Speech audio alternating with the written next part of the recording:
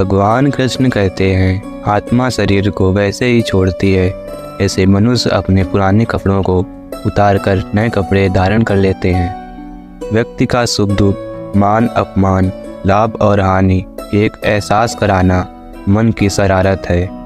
आत्मा का इससे कोई लेना देना नहीं है। भगवान कृष्ण कहते हैं, जब यह संसार ही स्थायी नहीं है तब इस संसार की कोई भी वस्तु कैसे स्थायी हो सकती है। भगवान कृष्ण कहते हैं, मैं इस संसार के सभी जीवों में हूँ, मैं चींटी में भी हूँ और हाथी में भी।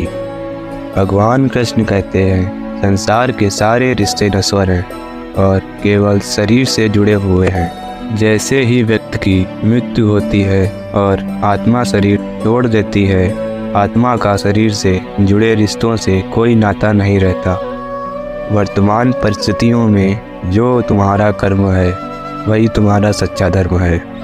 भगवान कृष्ण कहते हैं, मैं किसी व्यक्ति के भाग्य का निर्माण नहीं करता और न ही किसी को कर्म का फल देता हूँ।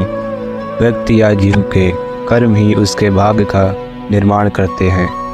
भगवान कृष्ण कहते हैं, क्रोध मनुष्य का सबसे बड़ा शत्रु होता है। क्रोध के कारण मनुष्य की सोचने समझने की शक्ति नष्ट हो जाती है और उस व्यक्ति के पतन में ज़्यादा समय नहीं लगता है।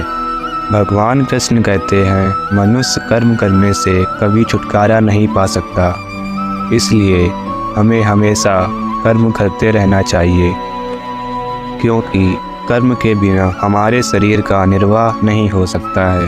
परिवर्तन होना ही इस संसार में स्थायी है, इसलिए मनुष्य को परिवर्तन से कभी नहीं घबराना चाहिए।